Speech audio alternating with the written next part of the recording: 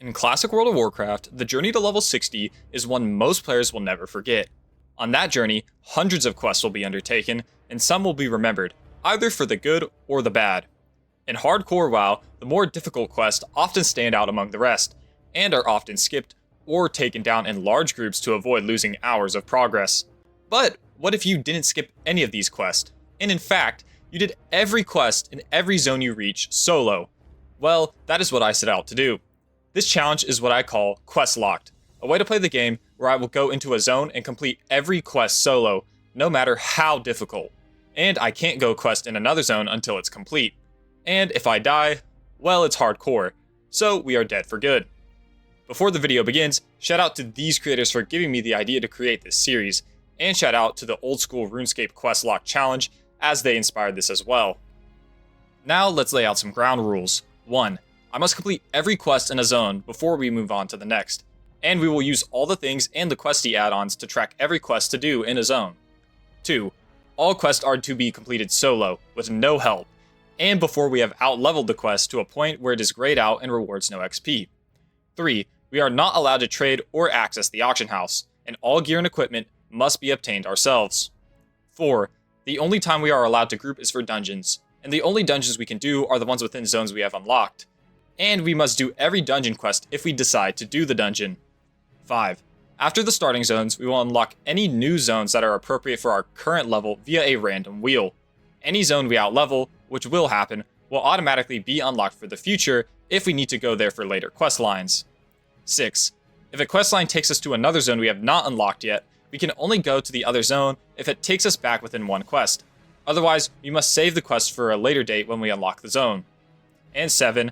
I will try to avoid grinding and overleveling, as this is a questing challenge, and I will not go out of my way to ask for buffs or wait for world buffs unless they are absolutely necessary to complete a quest.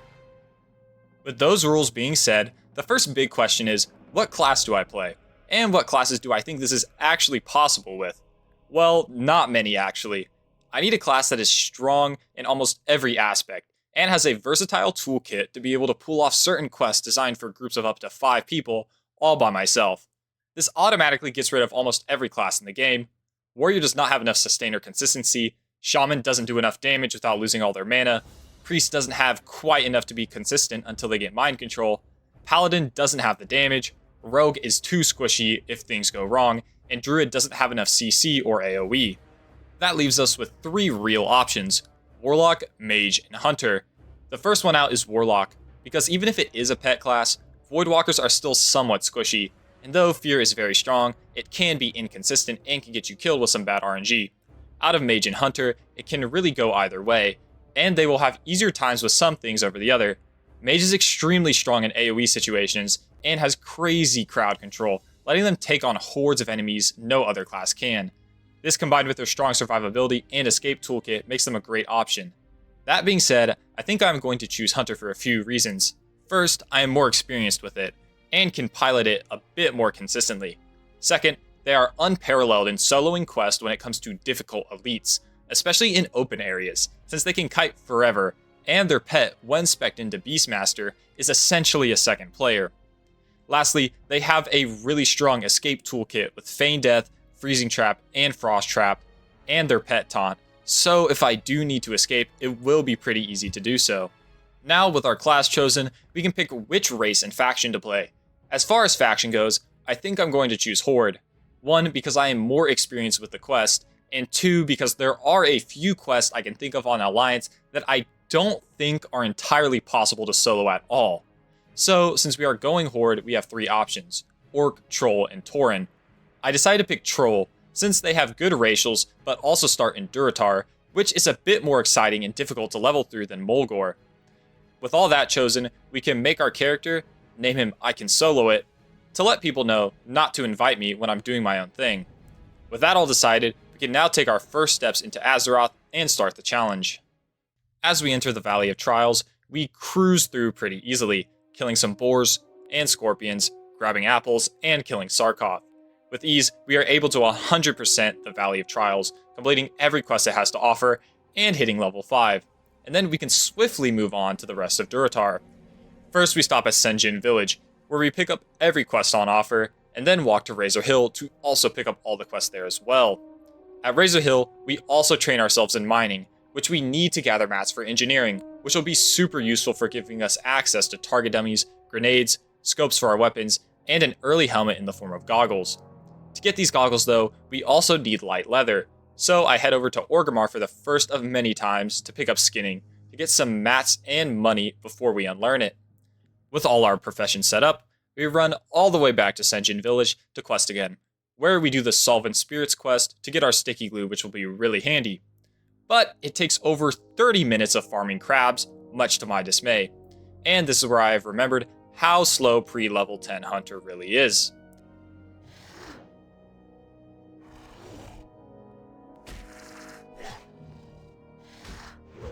After we single-handedly endanger the local crab population and hit level 6 in the process, we head to Razor Hill to clear the bags and train Arcane Shot and Hunter's Mark, and then go kill some Kulturan humans, which isn't very hard to handle, and we reach level 7, making sure to grab the quest item from the chest on the roof. Then we grab some gnomish tools from the coast, and we head back past Senjin Village near the Centaur Canyon. This place can actually be a bit scary by yourself, especially as a low-level hunter, but luckily the fiery weapons warriors decided to stroll through, destroying literally everything. So burning the plains was pretty easy, and I had some extra time to grab loads of copper ore. We then went over towards the Echo Isles, killing lots of tigers and stomping on raptor eggs, which brought us to level 8. For some reason, I decided it would be a good idea to head over and attempt Zalazane solo at level 8 and without training, which means I don't have Concussive Shot yet. This led to quite a lengthy and exhilarating encounter of melee hunter combat, where I couldn't outdamage his healing, so we had to flee into the water and use a health potion, which was a closer call than I would have liked. So we will save Zalazane for later. We then go to turn all of our quests in and head back to Razor Hill and train Concussive Shot to make our life a lot easier, before we then go and kill some Quillboars to the west, which proves to be pretty chill. We do spot Captain Flattusk, but we decide not to fight him, as attempting an elite without our pet may prove to be a bit too much to handle. After we head to kill some harpies in the canyons north of Razor Hill and take their bags, we are then able to reach level 9. After this, we go deposit some stuff in the bank before tackling the need for a cure quest, which I usually skip because it is kind of annoying, but we have to do it this time around. So we pick with the quest, run back to Org, where we can get the quest to gather antidote materials from the Scorpids.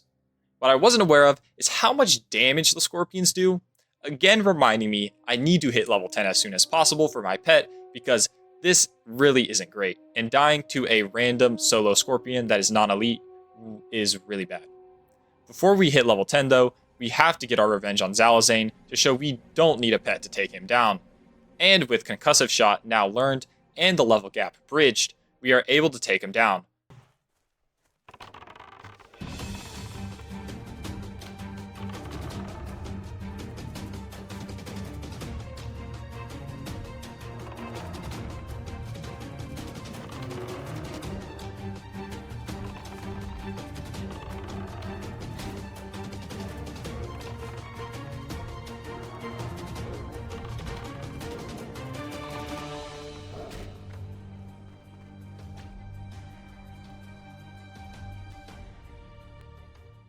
But not without accidentally running into respawned tigers, but luckily the water was there to save us.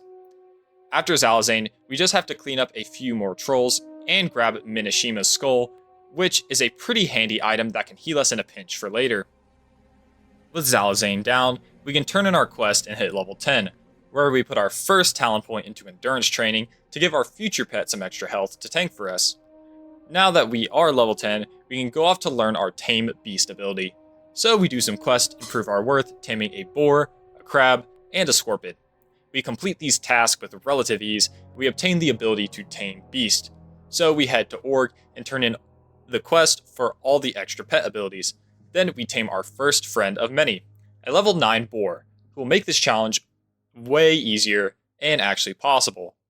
With our new friend in tow, we go kill more harpies to obtain a new bow for ourselves that will be a great upgrade. After tackling the harpies, we head to the river bordering Durotar and the Barrens to look for the notorious Kron's amulet, And after killing what feels like hundreds of Crocolisk, we finally find Kron's Amulet and reach level 11. Now, all we have left are the most dangerous quests here in Durotar, those being Dark Storms and Burning Shadows.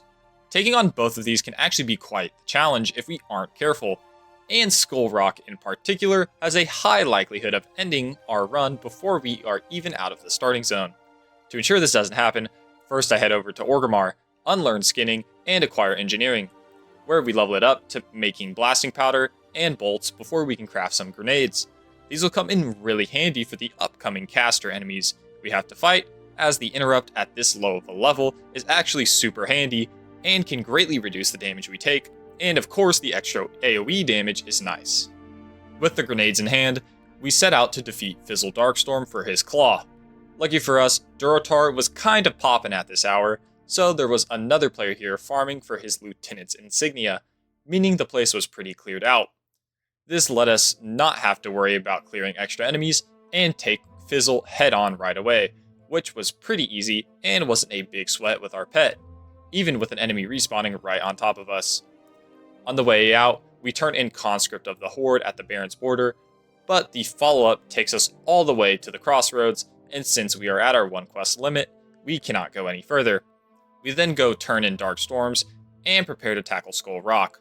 Our first encounter inside was not a good sign, as right away our boar immediately dies, and when we try to revive it, we get respawns right on top of our head, causing us to have to run out and escape. After that brief scare, we go grab some more food and water, and then head back in to grab all the burning collars we need, and the lieutenant's insignia for hidden enemies, which we turn in to get us to level 12. Now we can train our upgrades to our abilities, and with Gazooz no longer an orange enemy, we head back in to defeat the final boss of Durotar. For some background info, Gazooz is a level 14 orc who needs to be killed for the Eye of Burning Shadows quest. This enemy has 3 spawn points at the back of Skull Rock, and is accompanied by his Voidwalker minion. He also has a Demon Skin ability, making him tankier, and his Shadow Bolts do a lot of damage for this level. Ideally, we want him at the spawn point on the top ledge of the cave, because we can easily clear the surrounding enemies, and can use the water as a reset spot for the Voidwalker. Unfortunately though, the spawn we get for him is on the middle ledge between the top and bottom floor. But it's still manageable. We continue to clear out the room until it's just us and him, where an epic battle ensues.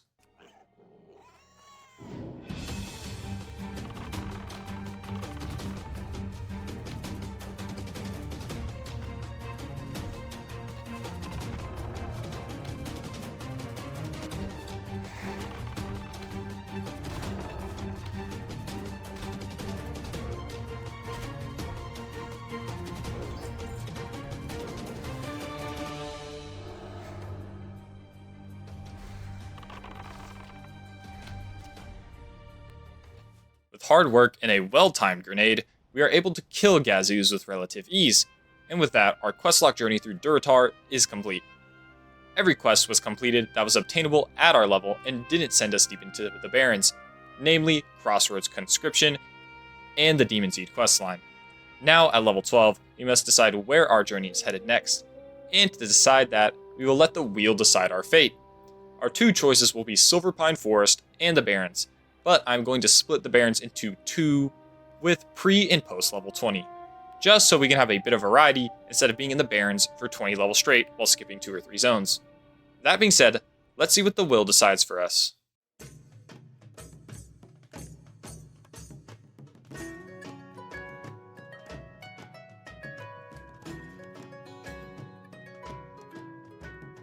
And there we have it. Silverpine Forest is our next destination.